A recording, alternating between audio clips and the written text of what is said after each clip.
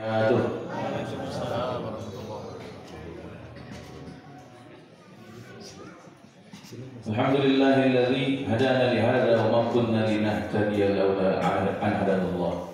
Asyhadu an la ilaha illallah wa asyhadu anna Muhammadar Rasulullah. Allahumma shalli ala Muhammad wa ala ali Muhammad kama shallaita ala ali Ibrahim innaka Hamidum Majid. Allahumma barik ala Muhammad wa ala ali Muhammad kama barakta ala ali Ibrahim innaka Hamidum Majid. Assalamualaikum ya Rasulullah. Allahumma sallimna li Ramadan wa sallim Ramadan lana waj'alhu minna wa taqabbal. Allahumma innaka afuwun tuhibbul afwa fa'fu anni. Allahumma innaka afuwun karim tuhibbul afwa fa'fu anna ya karim. Amin ya Allah ya Rabbana ya Rabbal alamin. Ayyuhal mu'takifin wal mu'takikat, alhamdulillah, kita bersyukur kepada Allah Subhanahu wa taala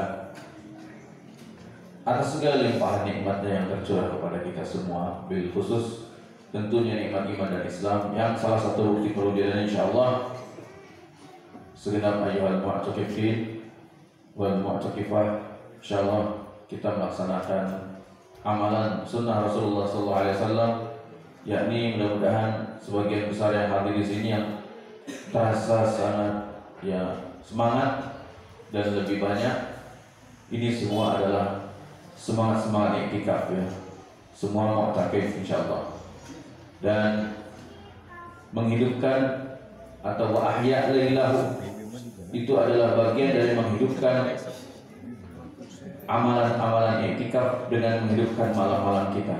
Lebih sedikit tidur, bahkan yang kuat tidak tidur sama sekali.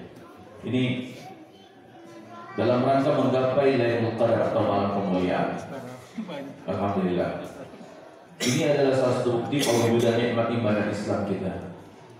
Di saat orang-orang sibuk dengan urusan keduniaannya, di saat mungkin orang-orang tengah sibuk memikirkan mudiknya di dalam perjalanannya, kita alhamdulillah di sini masih berkenan untuk berhimpun di masjid Allah, di masjid Ar-Rahman, di antaranya tentu dengan melaksanakan amalan i'tikaf. Alhamdulillah. Mudah-mudahan semua yang hadir di sini kita semua diterima amal ibadah i'tikaf kita insyaallah min rabbal alamin. Dan juga semua yang hadir di sini mendapatkan Lailatul Qadar, mendapatkan predikat takwa dan Idul Fitri. Amin ya rabbal alamin. Dan yang belum menunaikan zakat infak sedekah segera ditunaikan, termasuk ke masjid ini. Kemudian juga saya pun menawarkan zakat infak sedekah, mal, fitrah, fidyah dan sebagainya untuk menyokong kegiatan kami di Fisabilillah dakwah tunanetra, dan juga untuk Taman Pendidikan Al-Quran Istimewa Tunanetra yang insya Allah akan mencetak hafidh-hafidhah dari kalangan tunanetra. TPA kami ini semuanya tunanetra dan anak-anaknya masih kecil-kecil. Nah, jadi ini tawaran sajian zakat sedekah untuk jemaah sekalian. Nanti ada rekening khususnya, boleh kontak atau menghubungi saya.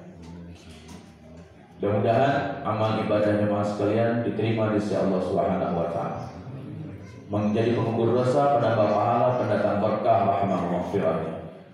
Jazakumullahu khairul jazaa wa ahsanal jazaa wa khairan katsira. Amin ya rabbal alamin.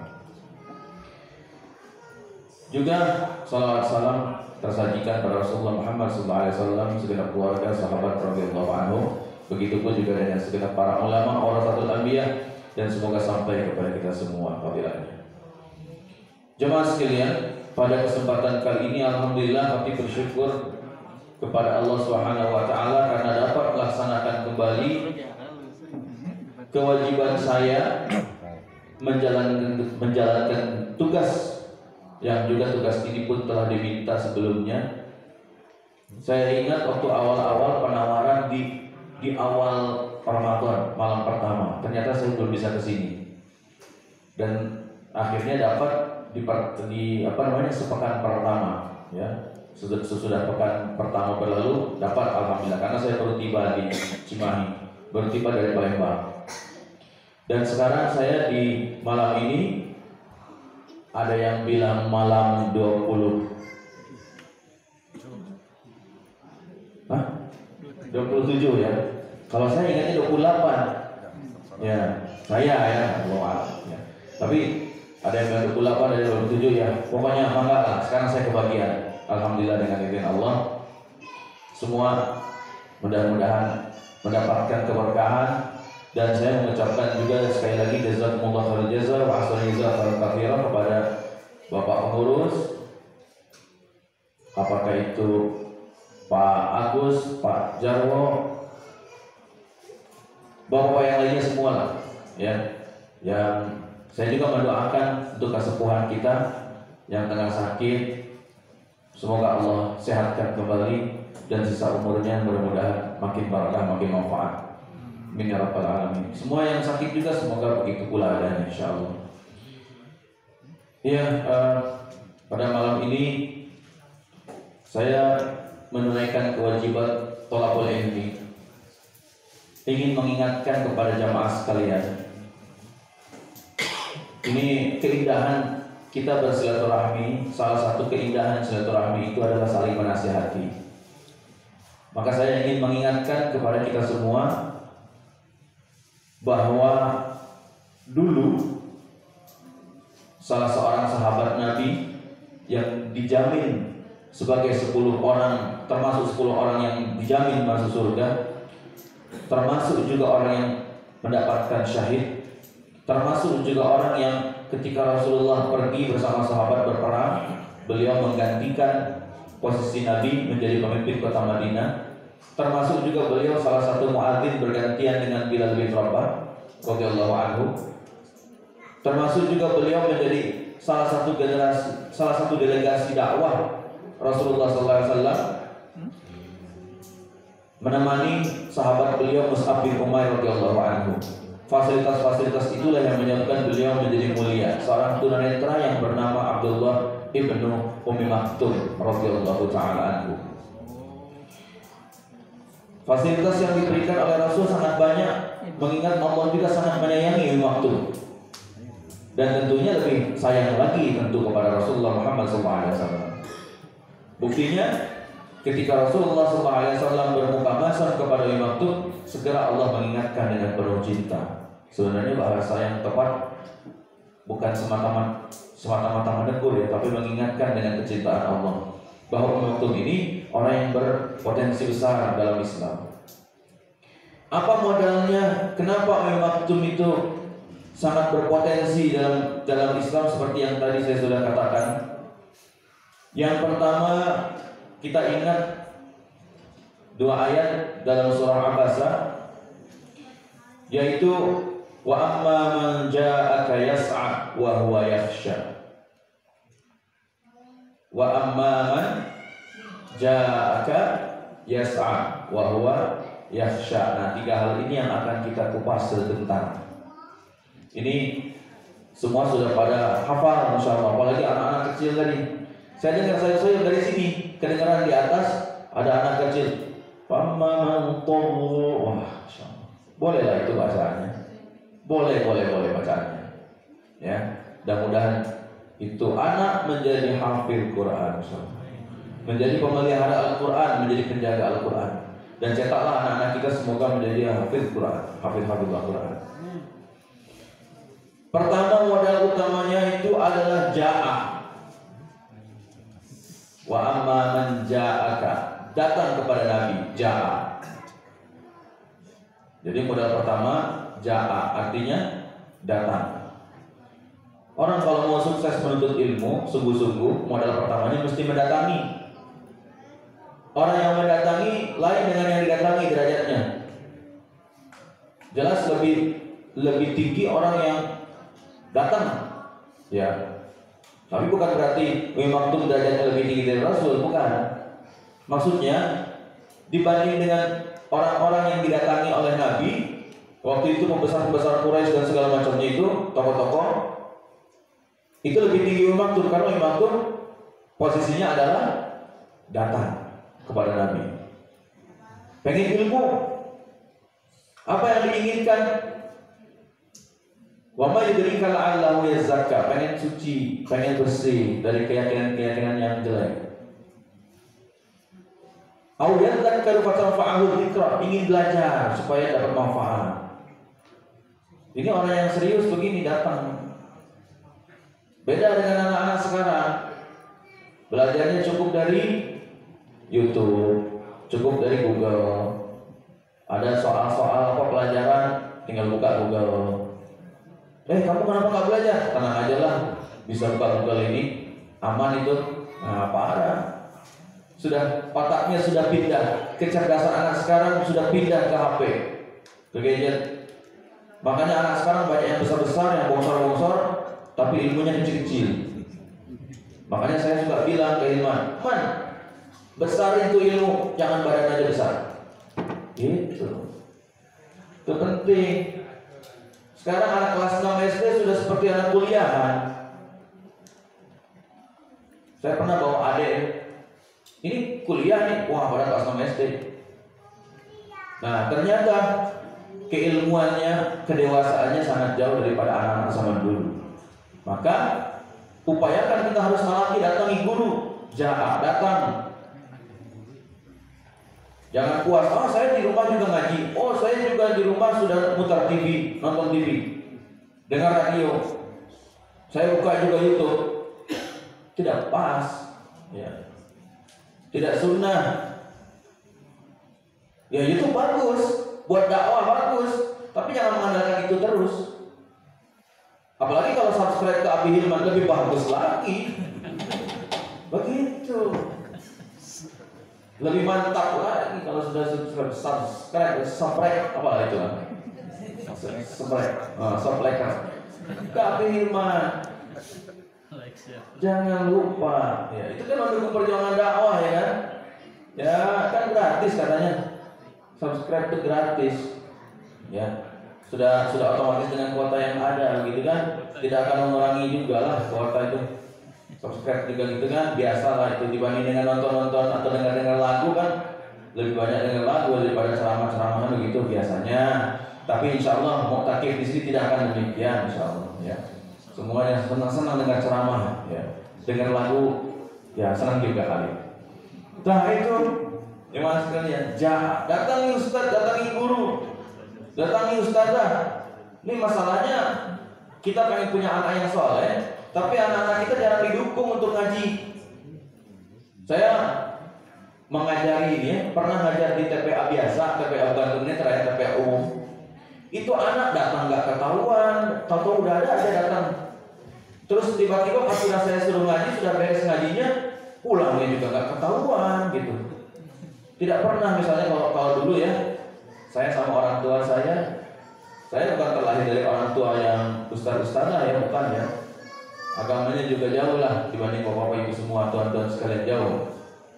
Ini saya dititipkan, Pak, ya. Ini tolong anak saya dibimbing ya, diajarin. Ini ada uang sedikit buat bulanannya. Waktu itu 30.000 dikasih per bulan. Guru saya dikasih 30.000 untuk mengajari saya ngaji. Saking pengennya orang tua tuh anak lebih baik daripada orang tuanya, begitu. Kalau sekarang ya cobalah, Ustaz, ini anak saya nih mau ngaji, tolong dibimbing, tolong disalehkan. Dek dipais, dek dibelum, mangga teh teuing kumaha Ustaz we gitu. Atau iya atur lumayan kamu meser-meser motor wae mah sareng umroh ning haji. Dan itu ikhlas juga, boleh. Ya. Ini masalahnya mau ngaji syukur, nggak ngaji nggak apa-apa, terserah. Ngaji silakan, ngaji HP, ngaji HP. Ada rese atau sekarang mah. Coba, jadi nggak ada dukungan. Akhirnya apa? TPA ditinggalkan. Dari sejak anak ini belum tamat sekolah, ditinggalkan. TPA ini belum tamat SD, udah berani ngaji. Bagaimana mau jadi benar? Generasi ini mau jadi baik, anak ini udah makin cinta dunia dan tidak cinta lagi sama ilmu, sehingga ini sudah dekat mepet ke akhir zaman. Ngeri kita. Ini kondisi anak-anak sekarang ini ngeri. Ini sekarang kita bersyukur di Nur Rahman ini masih kedengaran suara bebenyit. Si anak-anak si enak, kita dengar senang gitu kita dengarnya kan. Jangan dibilang ribut, biar aja. Ya, karena inilah dunia anak-anak. Kecuali kalau bapak-bapaknya yang ribut, nah ini kacau. Kalau anak-anaknya ribut nggak apa-apa, biarin. nggak apa-apa. Yang penting kita tertibkan pelan-pelan, gitu. Kita tertibkan, ya. Kalau mungkin anaknya masih kecil, ya gimana caranya pampers gimana caranya gitu kan? Jangan sampai kayak saya waktu Hilman masih kecil dulu. Saya bawa anak saya ke masjid, wah semangat saya bawa anak, ayo masjid, digendong. Terus dari itu saya taruh di depan saya kan. Saya nggak pakein pampers, aja kencing. Ya sudah, akhirnya habislah saya diomongin orang-orang. Waduh, nih kencing sembarang ini, wah segala macam. Ya, kayak dia nggak pernah kecil aja, dia bilang. Kok pernah kecil nggak? Waktu itu pernah kencing kan? Itu kan, itu Rasulullah SAW aja bawa Hasan Hussein ke masjid supaya jalan ini pendidikan. Yang dibawa ke masjid aja gedenya belum tentu jadi ahli masjid, apalagi yang tidak dibawa sama sekali. Jadi sekali lagi, ja'a. Yang kedua, yas'a. Ada usaha. Ilmu itu harus dicancang. Ya, diikat. Dicancang. Cing-cancang. Ya. Kalau ilmu itu pengen kuat, bahasa Cinanya cing-cancang. Cancang. Diikatnya gimana? Tulis kek, ya, atau direkam kek. Saya ini rekam buat YouTube ini semata-mata juga buat saya dengar lagi sebetulnya, supaya evaluasi, ya. Terus dengan dosa-dosa yang lain, dengar diulang-ulang, cancang, ikat itu. Gimana kek caranya? Saya aja waktu sekolah dulu sampai kuliah, kalau SMA kan saya di umum ya, kalau SD SMP di SLB. Nah itu SMA dan kuliah itu di umum. Kan kalau nulisnya orang melihat, orang awam seperti tuan-tuan semua kan beda dengan saya. Kalau saya kan nulisnya huruf braille kayak kedengarannya kayak ayam matok beras. Rame saya ngetik. Lama ngetiknya itu nulisnya lama. Gitu, diketik lama, ditusuk-tusuk. Ya, nggak kekejar, tulisan orang biasa tuh nggak kekejar. Akhirnya inisiatif direkam lah, pakai dulu masih zamannya tape recorder, tape kecil, rekam. Ya, kemudian kadang sama teman dibacakan juga, teman sebangku membacakan. Untung bagel teman-teman saya, udah dibaca oleh Allah SWT. Ya. Nah itu dibacakan. Pokoknya dengan cara apapun, gimana kayak gitu.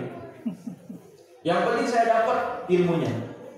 Ya, itu namanya yas'a, usaha. Ada usaha. Jangan orang anak sekarang disuruh merangkum sekian bab buku, dirangkum, benar-benar dirangkum. Sudah selesai, serahkan ke guru, udah gitu dia tutup lagi, nggak dibaca-baca lagi sama dia. Karena sekarang ditulis-tulis aja, ujung-ujungnya jadi bungkus gorengan, dikilo. Quran Braille kalau mau dikilo lebih berat lagi, mantap itu, besar itu. Itu satu dus itu kalau 15 dus ya, itu bisa 15 kiloan, lumayan lah. Ya kalau ukuran kiloan gitu ya. Saya aja di tas ada tuh bawa Al-Quran paling bawa 4. Gak bisa saya bawa semuanya, mungkin ya bisa 2 dus tadi. Misalkan orang ya dibawa sama Hilman, saya manggul juga, wah repot. Makanya kalau bukan hafid susah buat jadi tunanetra itu, belajar Arab Braille susah. Ya, maka Bapak semua, tuan-tuan sekalian yang memang Allah karuniakan mata, ayo pergunakan mata sekuat-kuatnya untuk memperdalam atau tadabbur Al-Quran, Al-Hadis. Mumpung masih melihat, bukan tidak mustahil ya.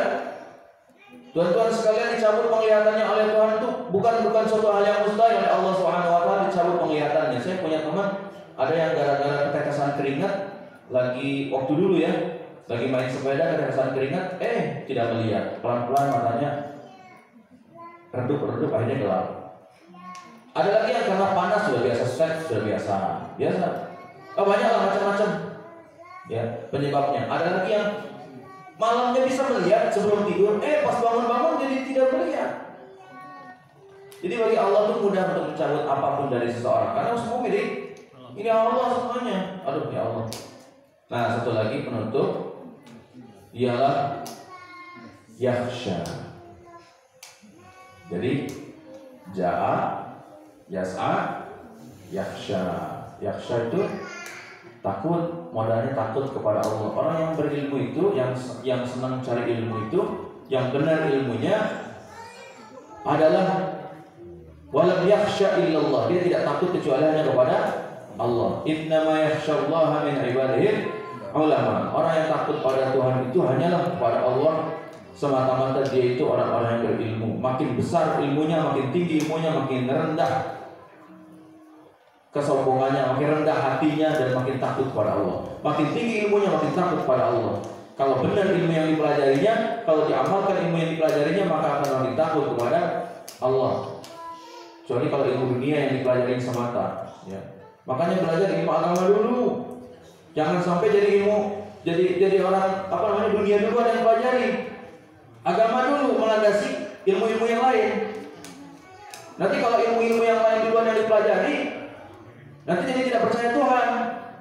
Semua segala sesuatu yang terjadi hanya kejadian alam saja. PKI ini namanya itu bahaya. Komunis namanya kayak gitu. Ada orang pas ini ada yang mau sakaratul maut istrinya ya. Istri udah, Bu, mah, la ilaha illallah, la ilaha illallah. Percuma Pak, kata dokter, percuma. Bapak itu begitu ngomong la ilaha illallah, gak akan terasa, gak akan kedengeran juga sama dia. Bapak itu bilang, percuma, kata dokter. Dokter ini Islam bukan? Islam Pak, saya juga sudah haji. Oh kalau gitu PKI ya? Nah PKI lagi saya ngomong. Tahu saya benci-bencinya sama PKI yang benar-benar Dajjal itu PKI itu. Aduh, hati-hati kalau lihat PKI ya. Jauhilah itu, paham-paham seperti itu, bahaya ya. Maka Rasulullah SAW merintahkan, Pak, laqinu mautakum biqauli la ilaha illallah. Itu terkinkan orang yang sudah mati itu dengan kalimat la ilaha illallah. Mau dengar mau kagak itu urusan Allah, tapi pasti dengar, pasti direspon. Ya, mudah-mudahan dengan adanya takut kepada Allah ini, kita akan lebih kuat keyakinan pada Islam dan ilmu kita akan lebih terjaga di sisi Allah Subhanahu wa taala.